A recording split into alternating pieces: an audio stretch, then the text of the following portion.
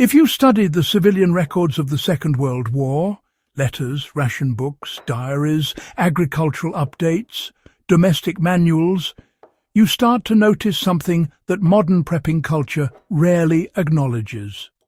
The most effective survival systems of the war didn't come from soldiers, commandos, or elite units. They came from civilians. Ordinary people who had to build functional logistics networks inside rationing regimes, cook full meals from scraps, repair tools beyond their intended lifespan, create improvised caches to survive evacuations, and maintain steady resilience while supply lines collapsed around them. This wasn't prepping. It wasn't a hobby. It was a technical skill set born from necessity. And the strange truth is that many of the best wartime civilian methods were never fully documented after 1946. They faded because prosperity returned. But anyone who cares about real resilience, not fear-based survival fantasies, should study what these households mastered. People created layered food preservation systems that operated even during total supply collapse. While rationing receives all the attention, the real story lies in how civilians extended those rations. In Britain, Poland, Japan, the Philippines, and across the Soviet countryside, families ran parallel food systems. They salted, pickled, root-cellared, dried and stewed ingredients into shelf-stable bases that could stretch protein for weeks. One of the most reliable structures was the triple preservation cycle. A household kept 3 categories active at all times: immediate fresh food, mid-term preserved food, and long-term staples. Instead of relying on one method, like canning, they treated preservation as a rotation. A modern prepper can adopt the same logic without wartime scarcity. Build 3 simultaneous layers: fresh rotation, produce and short-term perishables, working shelf stock, canned goods and sealed grains, and deep storage, freeze-dried, vacuum-packed or basement-stored items. The point isn't to hoard. It's to ensure continuity under pressure, exactly as wartime households did.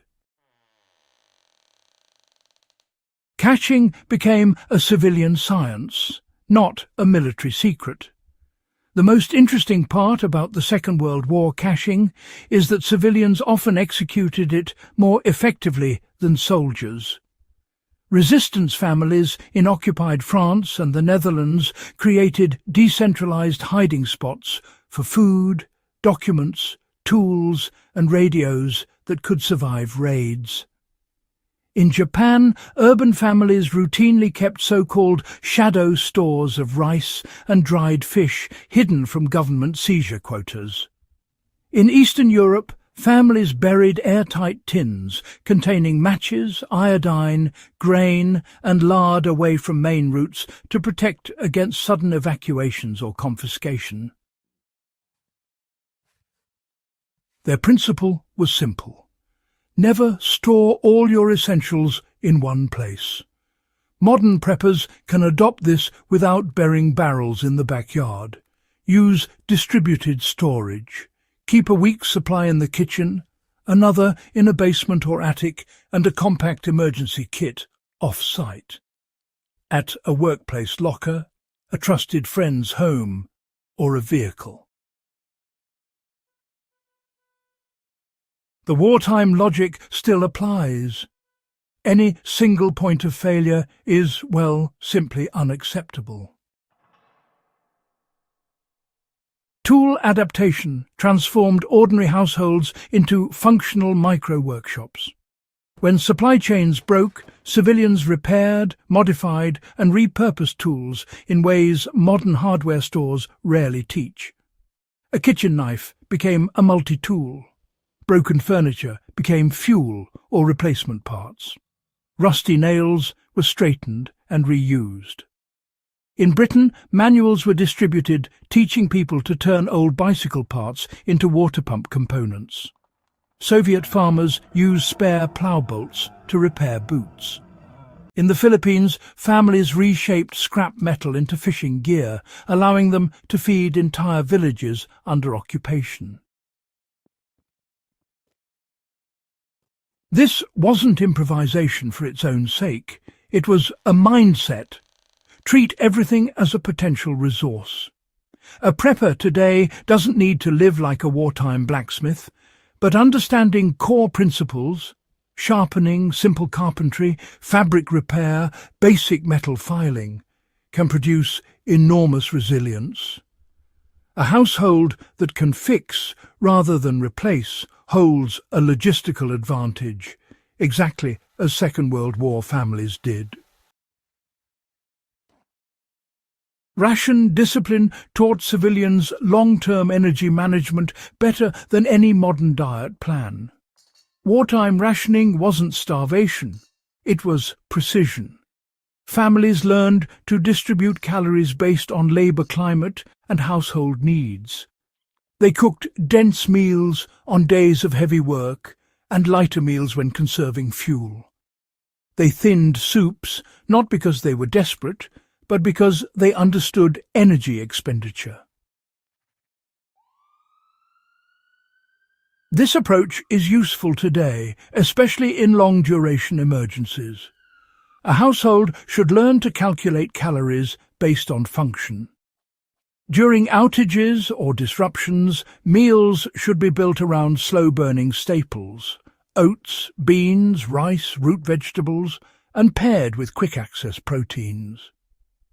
The World War II principle is simple: fuel the task, not the craving. Emergency logistics were a domestic responsibility, not a government expectation. We tend to assume governments handled wartime emergencies.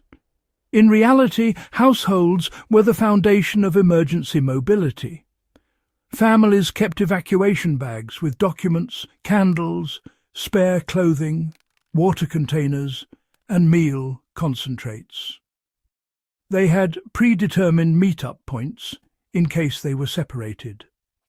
Underground shelters included ledgers listing who came in and who left, so no child or elder was abandoned. A modern version of this is straightforward. Create a family mobility plan. Not a fantasy bug-out scenario, just a practical system. Where do you regroup if cell service fails? Where are printed copies of IDs kept? What's the protocol if one member is home when an emergency strikes and others are not? Civilian communication networks filled the gaps left by collapsing infrastructure. In Warsaw, Manila, London and Chongqing, neighbours ran message chains, small, hyperlocal relay systems moving information faster than damaged telephone lines or unreliable broadcasts. People designated couriers, established information hubs, and used simple codes for safety. For modern preppers, the lesson is to build community communication before crisis. A neighbourhood contact list, an agreed check-in procedure during outages, or even basic handheld radios create resilience. WWII civilians understood that isolated households fail, connected ones survive. The greatest skill wasn't a tool or trick. It was systematic thinking. What made WWII civilian survival so effective was its structure. People didn't randomly stockpile, hoard or panic. They built holistic systems: food, water, tools, mobility, communication and repair. Everything connected. Everything served a purpose. That mindset is still the most valuable resource any prepper can learn. If you want more deep historical breakdowns like this, subscribe to Strange History and share this episode with someone who studies the past as seriously as you do.